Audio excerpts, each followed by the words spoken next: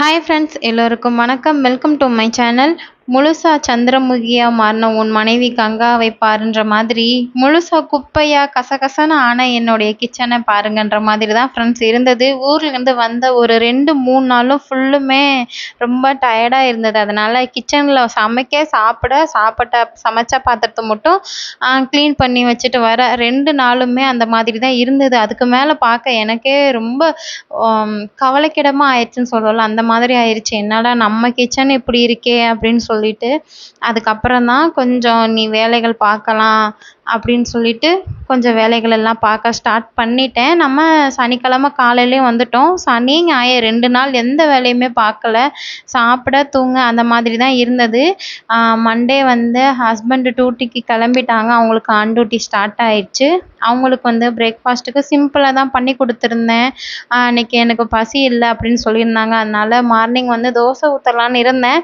ஆனால் ஆஃப்டர்நூனுக்கு வந்து பயறு குழம்பு, சுண்டல் பயிறு குழம்பு வைக்கலான்னு தான் இருந்தேன். பயறு மட்டும் வேக வச்சுட்டு அதவே கொஞ்சம் வெங்காயம், தக்காளி, மாங்காய் எல்லாம் போட்டு கொடுத்து அவங்களையும் சாப்பிட விட்டுட்டு நானும் மார்னிங் பிரேக்ஃபாஸ்ட் எல்லாம் சாப்பிட்டு முடிச்சுட்டு கையோட சாதமும் வடிச்சிட்டேன். எங்களுக்கு வந்து சுண்டல் பயிறு குழம்பு வச்சிடலான்னு சொல்லிட்டு தேவதிக்கு மட்டும் வந்து பயறு குழம்பு இல்லை துவரம்பருப்பும் பாசிப்பருப்பும் போட்டு ஒரு பருப்பு கூட்டு மாதிரி அவங்களுக்கு வச்சுட்டு இந்த வேலையெல்லாம் பார்த்துட்டு இருக்கும் பொழுது தான் ஃபஸ்ட்டு ஆதி மட்டும் எழுந்து வந்தான். சரி, அவனுக்கு தண்ணியெல்லாம் கொடுத்து அவனை சரி பண்ணி உட்கார வச்சுட்டு கையோட இந்த கிச்சனுக்குள்ளே மட்டும் கொஞ்சம் அந்த ஸ்லாப்பில் மட்டும் அங்கங்கே கொஞ்சம் பாத்திரத்தை எடுத்து வச்சுட்டா அடுத்தடுத்து வேலை பார்க்குறதுக்கு கொஞ்சம் ஈஸியாக இருக்குன்னு சொல்லிட்டு அதை தான் சைட்லேருந்து எல்லாத்தையும் எடுத்து கொண்டு போய் சிங்கில் போட்டுட்டு அதுக்கப்புறம் தேவாதிக்கும் சாப்பாடெல்லாம் ஊட்டி விட்டுட்டேன். 2 பேருமே எழுந்து வந்துட்டாங்க. அன்னைக்கு வந்து இட்லி மாவுக்குமே ஊற வச்சுருந்தேன். எது நம்மளுக்கு கை கொடுக்குதோ இல்லையோ இந்த இட்லி தோசை மாவு வந்து நல்லா எனக்கு ஹெல்ப் பண்ணும். ஏன்னா சில டைம் வந்து மார்னிங்லாம் சப்போஸ் லேட் ஆயிடுச்சுன்னா 2 முட்டை தோசை ஊற்றி கொடுத்தாலே போதும். ஹஸ்பண்டுக்கு வந்து ஓரளவுக்கு வயிறு ஃபில் ஆயிடுச்சு. ஏதோ கொஞ்சம் எனர்ஜியாக கொடுத்தா கொஞ்சம் முட்டை போட்டு கொடுக்கறனால ஏதோ கொஞ்சம் சத்தாக கொடுக்குற ஒரு ஃபீலிங்கும் எனக்கு இருக்கும். அது கூடயே கொஞ்சம் இந்த சட்னியும் வச்சுருவேன். அந்த வேர்க்கடலை சட்னியும் வச்சுருவேன். ஏன்னா வேர்க்கடலையும் நல்ல ப்ரோட்டீன் இருக்குது, நல்ல கொழுப்பு சத்தும் அதில் இருக்குது. அதனால் சீக்கிரமாக எனக்கு குயிக்காக வேலை முடிஞ்சிடும். இந்த மாவு வந்து நல்லா சப்போர்ட் பண்ணும். அதனால தான் காலி ஆகிறதுக்கு முன்னாடியே ஊற வச்சுட்டு அடுத்த நாள் நல்லா ஆட்டி எடுத்து வச்சுருவேன். அதே மாதிரி தான் அன்னைக்கு வந்து கம்பில் தான் மாவு வந்து ரெடி பண்ணியிருந்தேன். ஊருக்கு போகையிலே கம்பு இருந்தது. ஒரு 2 டம்ளர் கிட்ட வந்து போடுற அளவுக்கு இருந்தது தான். வச்சுட்டு நல்லா கவரில் நல்லா வண்டு எதுவும் உள்ள பூச்சி எதுவும் வைக்காத அளவுக்கு உள்ளே கொஞ்சம் கிராம்பு, அந்த ஸ்டார் பூ எல்லாம் போட்டு நல்லா டைட்டாக கட்டி வச்சுட்டு தான் போயிருந்தேன். நல்லா இருந்தது. அரிசி ஒரு 3 டம்ளர் போட்டேன். அப்புறம் இட்லி அரிசி கொஞ்சம் போட்டு கம்பு கொஞ்சம் போட்டேன். எல்லாமே மொத்தமாக ஒரு 8 டம்ளர் கிட்ட வர மாதிரி போட்டு கொஞ்சம் உளுந்தும் போட்டு 2மே தனித்தனியாக தான் எப்போவுமே ஆட்டுவேன். சில டைம் ரொம்ப கொஞ்சம் ஒரு மாதிரி சோம்பேறித்தனமாக இருந்தால் தான் எல்லாத்தையும் ஒன்றா ஊற போட்டு ஆட்டி வச்சிடுறது. மற்றபடி எப்போவுமே உளுந்து மாவு தனியாக, அரிசி மாவு தனியாக நம்ம ஆட்டினா அந்த இட்லி மாவு வந்து சூப்பராக இருக்கும். மெயினாக இட்லி வந்து நல்லா சாஃப்டாக வரும். அதுக்காக தான் வந்து உளுந்து மாவு தனியாக, அரிசி மாவு தனியாக நம்ம ஆட்டி எடுத்து வைக்கிறது. இந்த கிச்சனுக்குள்ளே சாப்பாட்டு வேலையை ஃபஸ்ட்டு முடிச்சிட்டோம்னாலே அதுக்கப்புறம் வந்து நம்மளுக்கு அடுத்தடுத்த க்ளீனிங் பண்ணி வைக்கிறதுக்கு, ஸ்டோர் பண்ணி வைக்கிறதுக்கு ரொம்ப ஈஸியாக இருக்கும். ஏன்னா கரெக்டாக வந்து சாப்பாடு வேணும் அப்படின்னு கேட்கும்பொழுது சாப்பாடு ரெடியாக இருந்துச்சுன்னா எந்த பிரச்சனையும் வராது. சாப்பாடுக்கு டிலே ஆனால் தான் வீட்டுக்குள்ளே வந்து கொஞ்சம் கசகசன்னு சண்டை வர மாதிரி இருக்கும். அதுக்கு தான் ஃபஸ்ட்டு வந்து சாப்பாட்டு வேலையை மெயினாக பண்ணி முடிச்சிட்டேன்னா அதுக்கப்புறம் நம்ம க்ளீனிங்கை வந்து அடுத்தடுத்து அப்படியே ஸ்டார்ட் பண்ணிடலாம் அப்படின்னு சொல்லிட்டு தான் குழம்பும் வச்சுட்டேன். இந்த குழம்பு ரொம்ப சிம்பிள் தான். நான் வந்து கத்திரிக்காய், மாங்காய் ஃபஸ்ட்டு நல்லா எண்ணெயில் நல்லா வதக்கிட்டு அது கூட கொஞ்சம் இது போட்டேன், மாங்காய் போட்டேன். அதுக்கப்புறம் தேவையான புளி சேர்க்கல. நான் மாங்காயை கொஞ்சம் நிறையா போட்டு பண்ணினேன். அந்த புளிப்பே போதுமானதாக இருந்துச்சு. எப்படியோ ஒரு வழியாக சோறு குழம்பெல்லாம் ரெடி பண்ணிவிட்டு தேவதியும் மத்தியானம் தூங்க வச்சுட்டு நானும் கொஞ்சம் நேரம் ரெஸ்ட் எடுத்துட்டு அதுக்கப்புறம் வந்து ஒரு 3 மணி போல் இந்த வேலைகள் எல்லாம் திரும்ப பார்க்க ஸ்டார்ட் பண்ணிட்டேன்.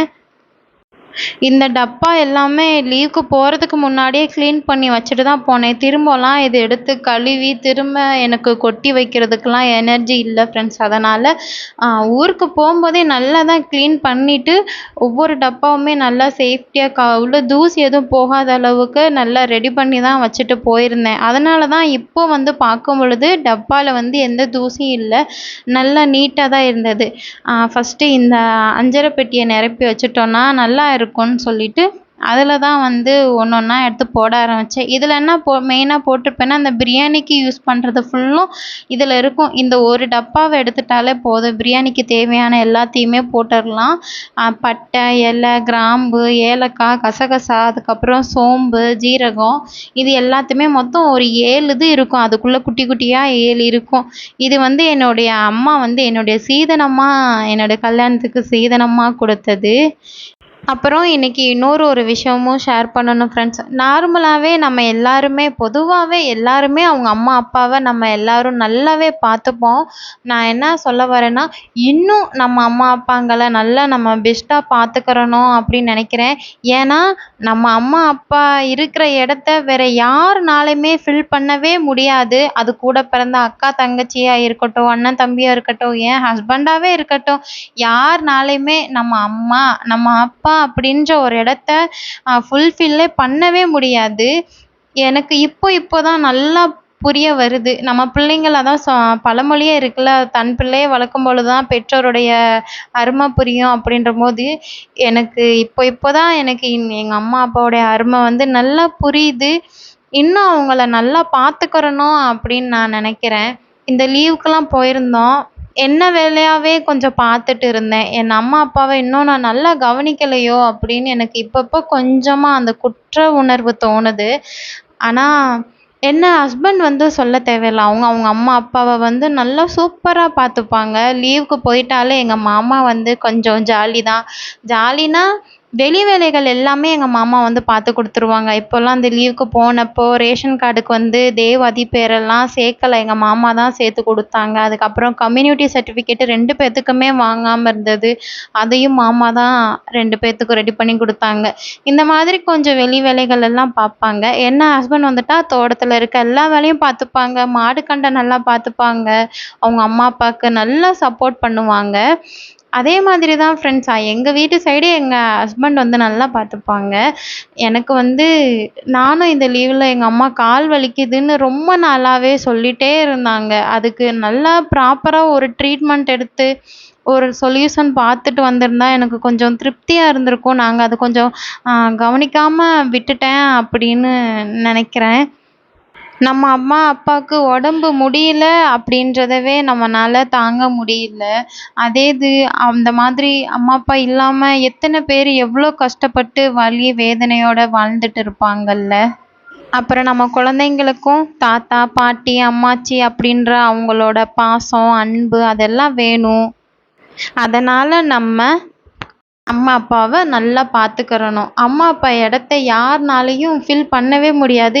என்னால அப்படி எங்க அம்மா வந்து கால் வலிக்குது அப்படின்னு சொன்னதுக்கப்புறம் நான் ரொம்ப கொஞ்சம் ஓவரா திங்க் பண்ணிட்டேனோ அப்படின்னு நினைக்கிறேன். ஏன்னா, ஒ எங்க அம்மா வந்து இல்லன்னா அந்த வீட்டு வந்து எப்படி என்ன யார் என்ன பண்ணாலும் அத ஃபில் பண்ணவே முடியாது. அதாவது குடும்பத்துல அம்மா அப்படின்றது அப்பா கூட செகண்டு தான் என்னை பொறுத்தவரைக்கும். அம்மா தான் மெயினு. அம்மா இருந்தா மட்டும் தான் அந்த வீடா இருக்கட்டும், அந்த குடும்பமா இருக்கட்டும், ஒரு முன்னேற்ற பாதையில நல்லபடியா அழைச்சிட்டு போறது அந்த குடும்பத்துடைய பெண்ணா மட்டும் தான் இருக்கும். அதனால எல்லாரும் எல்லாருடைய அம்மா, அப்பாவையும் நல்லா பார்த்துக்கிறணும் அப்படின்னு சொல்லணும்னு நினைச்சேன், சொல்லிட்டேன். அதுக்கப்புறம் நானுமே கிச்சன்ல வந்து வீடியோக்கு வந்துரலாம் ஃப்ரெண்ட்ஸ். நானும் எல்லா வேலையுமே முடிச்சுட்டேன். டப்பால எல்லாம் போட வேண்டியதெல்லாம் போட்டுட்டு, ஃப்ரிட்ஜுக்குள்ள வைக்க வேண்டியதும் எக்ஸ்ட்ரா இருக்கிறதெல்லாம் ஒரு டப்பால போட்டு வச்சுருவேன். அதுக்கப்புறம் எது எது ஃப்ரிட்ஜில் வைக்கணுமோ அதையும் கொஞ்சம் ஃப்ரிட்ஜில் வச்சு நல்லா ஸ்டோர் பண்ணியாச்சு. ஃபைனலாக நார்மலாக எப்பவும் போல் நம்ம கிச்சனை வந்து நான் ரெடி பண்ணிட்டேன். ஒரு நாளைக்கு நான் வேணும்னா கிச்சன் டூர் வந்து கண்டிப்பாக போடுறேன். எனக்கு இன்னும் டைமே இன்னும் கிடைக்க மாட்டுது. தேவ்குட்டி வந்து ஸ்கூலுக்கு போயிட்டான்னா இன்னும் கொஞ்சம் வந்து கொஞ்சம் ஃப்ரீ டைம் கிடைக்கும் அப்படின்னு நினைக்கிறேன். அப்போ வந்து கண்டிப்பாக நல்ல டீப்பாகவே வந்து ஒரு கிச்சன் டூரோ இல்லை ஹோம் டூரோ வந்து கண்டிப்பாக போகணும்னு நினைக்கிறேன். ஏன்னா இங்கே இன்னும் நம்ம 1 வருஷத்துக்கு தான் இருக்க முடியும். அதுக்கப்புறம் நம்மளால இங்கே இருக்க முடியாது. கண்டிப்பாக ஒரு ஹோம் டூர்னாலும் போட்டணும்னு எனக்கு ஆசை. கண்டிப்பாக போடுவேன். இந்த வீடியோ உங்களுக்கு பிடிச்சிருந்ததுன்னா லைக் பண்ணிக்கோங்க ஃப்ரெண்ட்ஸ். தேங்க்யூ. பாய்.